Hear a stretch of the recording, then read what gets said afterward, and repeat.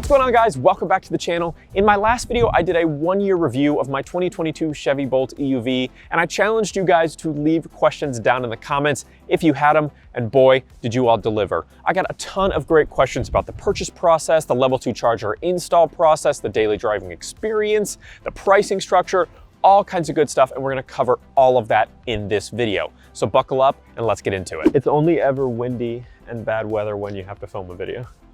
Now, these questions aren't in like a particular order necessarily, but I did try and group questions that are similar together. So sometimes I'll answer multiple questions at once, but I've got all your names and all the questions written down here on my phone. Let's go ahead and get into it. So the first question here from View52 says, does the car come with a spare tire or a spare tire in a can?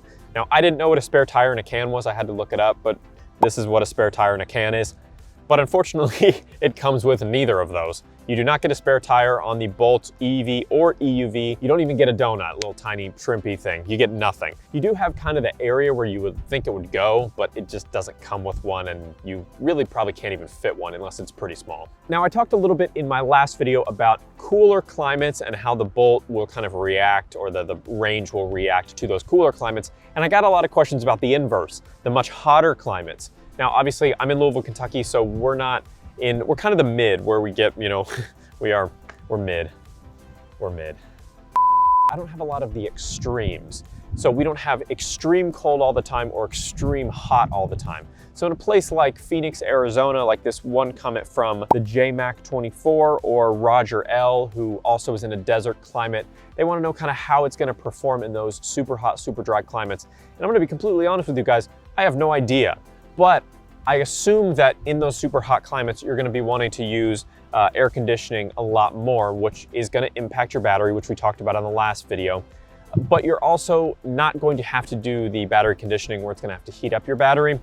So I would say that you'll get on the higher end of performance. I think if you live in conditions where it's really hot all the time or even really cold all the time, I would recommend getting a Bolt model that has heated and cooled seats, so that you can use the cooled seats or heated seats, whatever you need, as opposed to running the heat or the air conditioning all the time to really help with range. I don't have specific numbers for you. Maybe somebody that's seeing this video here that lives in a desert climate that has a Bolt can give you, a big paragraph of specific numbers, which my last comment section was full of, and I'm super appreciative of that because it's really helpful for a lot of people.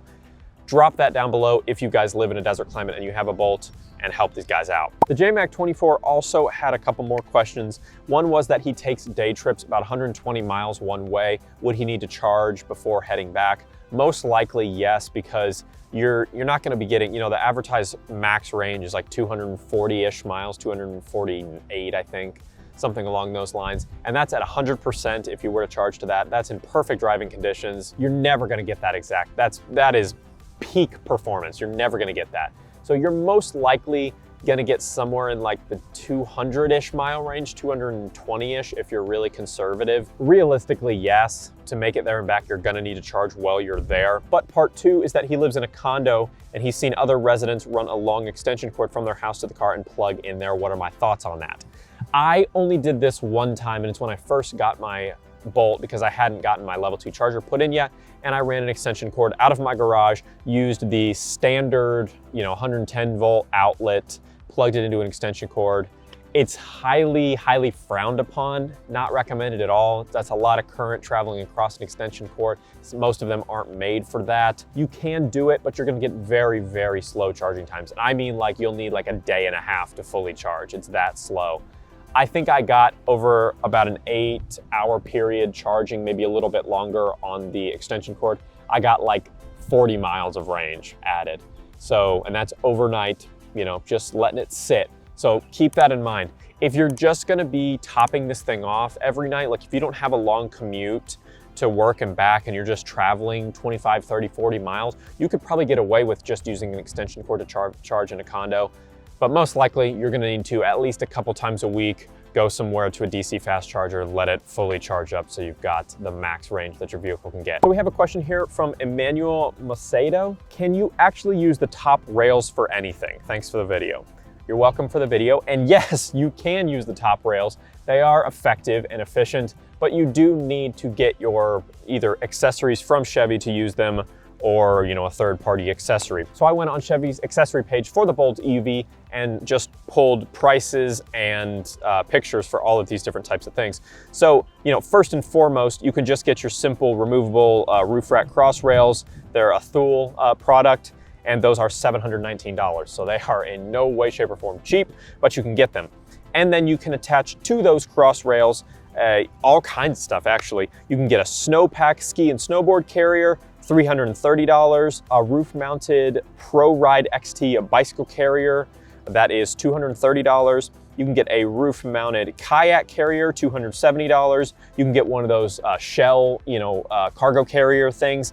The cargo box, that's $700. You can get roof-mounted shuttle or paddleboard surfboard carrier for $180. You can get a canoe carrier for $180 as well. So lots of different cargo carrying options. You can even get a cargo net. I have that on here too, and that is $60. So if you just want something simple like a cargo net, $60 there.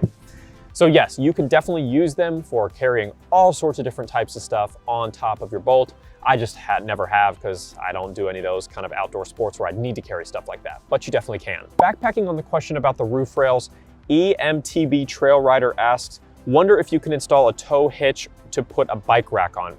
So Chevy does not sell a tow hitch for the Bolt, but you can get this one right here as a third-party tow hitch. Looks like it costs about $212. It is the Draw Tight Class 3 Max Frame Receiver Hitch for the 2022 Bolt EUV. It does have an installation difficulty 10 out of 10, and it does require you to remove the rear fascia temporarily and do some trimming of the rear fascia. So it is not something you should do lightly. It does require some, involved installation there, but yes, you can put a tow hitch on the Bolt. But also, like I said in the last question, you can get a bike rack for the roof. So if you want to do that, that's a little bit less invasive. That's an option. Pudgy Child asks, did I see the price drop for the 2023 models? Is it worth it for the new price? I definitely did see the price drop. I actually have the numbers right here for you. So this is from The Verge. Under the new pricing scheme, the 2023 Bolt EVs with the 1LT trim will start at $26,595, which includes the dealer freight charges, down from the 2022 price of $32,495, an 18% price drop. That is massive. The 2LT trim, which gets leather seats, HD surround vision, lane change alert, starts at $29,795, which is a 16% decrease from $35,695 from 2022. So is it worth it? Absolutely. It was worth it to me at the higher price point, but no doubt about it, at this lower price point, it is well worth it. Now, piggybacking off the pricing question, Elijah Terrell asks, do you still get the tax credit for these? I'm seriously considering getting one as a work car / daily driver. So unfortunately, no, you do not still get the tax credit. And I think this is a huge reason why Chevy is implementing this dramatic price decrease here. They want to remain competitive with all these newer EVs that are hitting the market that can still get the tax credit and have lower pricing comparatively because of that. And this price decrease is a huge step in the right direction there. So no, you don't get the tax credit, but there's a huge price difference for the new models. Vincent Casse, I don't know. I'm sorry, Vincent. Says, how much was your vehicle's initial delivered total cost before any tax rebates? Again, I didn't get the tax rebate. Even last year, they didn't have the tax rebate, but I traded in my 2019 Subaru Crosstrek, and obviously the market's been wild for years now since COVID, so I got way more for that trade-in than I ever would have gotten in a normal year, so that helps me a lot. But I have my exact pricing sheet right here. I'll try and put it on screen so it could help you guys. But I was able to get $16,902 for trading in my Crosstrek. The market cost at the time for the Bolt that I got here was $33,995. I got a $3,000 discount there. Being a GM employee, I do work at a Chevy dealership. So with that discount, my total purchase price was $30,995. Then you lump all the fees on, you lump my trade-in. So my balance that I actually leased this vehicle for, that I paid for, was $28,782 and 38 cents. And my monthly payment is $275.28.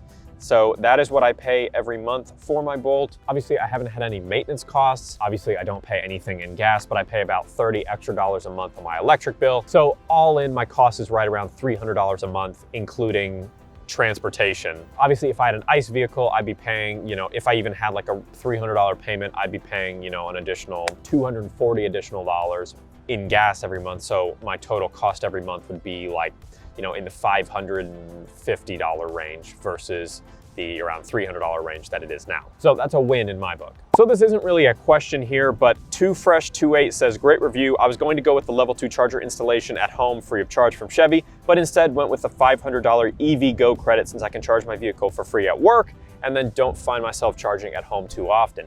That is a great option as well. So yes, Chevy is still doing this incentive for them to either put a 240 volt outlet in your garage for you to work with your dual level charging cable or give you a $500 EV Go credit to use at their charging network. I charge at home more than anything. I love having my level 2 charger set up at home. Got it mounted in my garage. It's run through underneath my garage and then plugs into the wall outside of my garage, so I can easily just plug it in and out without worrying about it getting completely stolen since it is safely secured inside of my garage.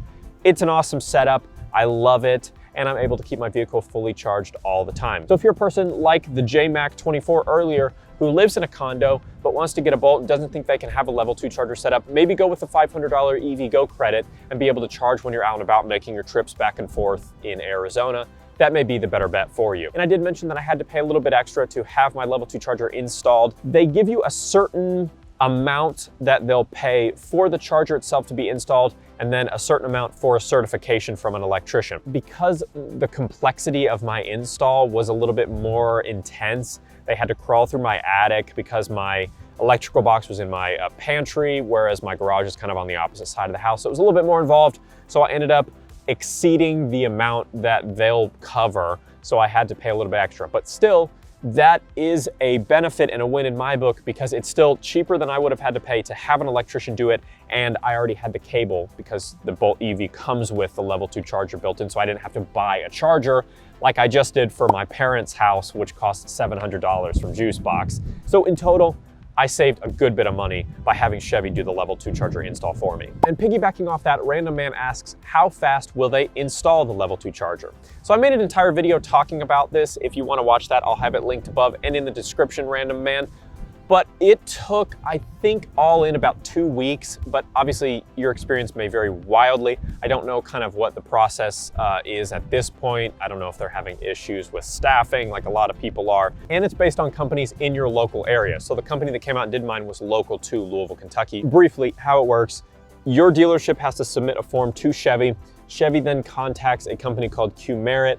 Qmerit contacts you. You fill out a survey, kind of detailing how difficult your installation is going to be, where your fuse box is, where your garage is, all that kind of stuff. And then they will contact local electricians that they work with, and then they'll submit a proposal.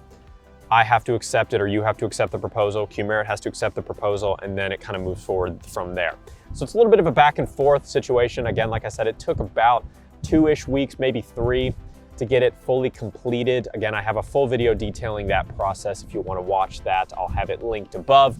But it was pretty painless and has been just an absolute lifesaver, especially not having to find a place that has a DC fast charger to use and sit and do all that kind of stuff. Just waking up every morning with anywhere, depending on the time of year, anywhere between 140 to 240 miles of range every single day. You can't beat it. Stephen Beloli says, nice review. My EUV will enter production in June, so hopefully we'll get it sometime in August or September. What is the max range you achieved in warmer weather on a full charge? That's part 1 of his question. The max range I ever got was 237 miles of range, right around there. That was the max I ever got because I went like 2 whole days without charging it. And so I drained it all the way down almost to 0. So that's the max I ever got, but I never push it that far anymore. And then he also asked, how is the suspension? Is it too soft or bouncy over potholes or bumps? So I am not a super nerdy car guy where I can compare suspensions off the dome like a lot of people can. The Bolt does not have a stiff suspension necessarily, but it is on the stiffer end. It is not super bouncy. It doesn't love bumps and potholes. It takes them pretty harshly. Definitely comparative to my Crosstrek that I had, a Subaru obviously is gonna handle those kind of conditions a little bit better. Also, as far as handling goes, I have noticed when you do try and take sharp turns, it doesn't love that. It tends to to skid a little bit when you try and take really sharp turns or take sharp turns at too high of a speed. So just something to keep in mind. I mentioned in the last video that I accidentally went up and over that curb and got stuck. And funny enough, STK Drive-In asked me, did your suspension and alignment survive the curb hop? Did it still drive straight afterwards? No, it doesn't.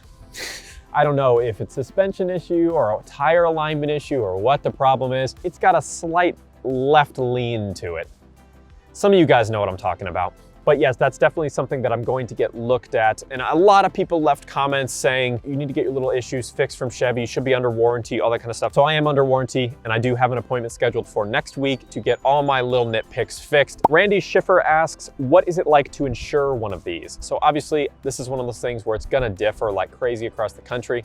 But mine was right around $203 a month to insure. Maga says, nice, does it have a heat pump? This is super controversial. A lot of people have talked about this, how past Bolts did not have a heat pump, speculating if the new ones would have a heat pump. No, there's no heat pump. Sorry. I had someone comment, and they have a really long name with a lot of letters, so I'm not gonna even try to pronounce it because I'd butcher it.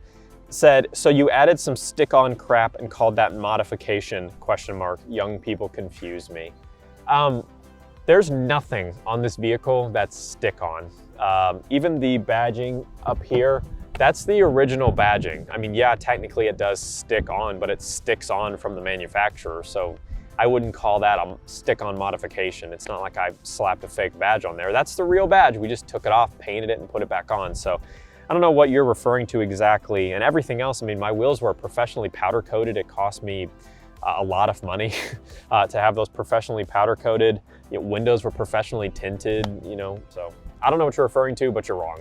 I had a ton of people, and I want to get all your names in there so you can have credit. Beauty of Grace asked me, they said, considering buying one this summer, I'd love to see how it looks at night. Great video, very helpful. Thank you so much, I really appreciate it. Ralph Schultz says, my question is, does this model have ambient interior lighting? Analog Kid 2112 said, thanks for the update. I'd like to see the interior and dash at night. I'm curious about the ambient lighting. Robert Baxter said, thanks for the update. How did you find the headlights when driving at night? Good visibility or no? ? So let me answer a couple of those questions first. They don't have interior ambient lighting like the previous model did, and nothing you can customize like some other vehicles have. Now, as far as visibility at night, no problems at all. It does have the really low profile LED DRLs, and then you have the LED high beams as well, and you have the auto high beam that I leave on all the time. So let's go ahead and take a look at what the Bolt EV looks like at night.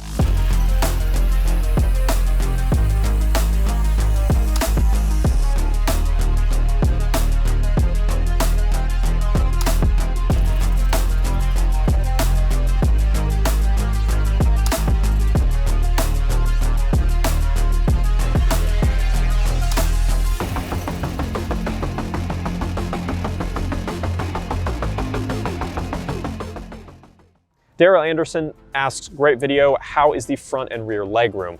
So that was one of my main things about getting the Bolt EUV over the EV. I'll talk about that a little bit more later, but one of the main reasons why I went with the EUV versus the EV is the legroom in the back.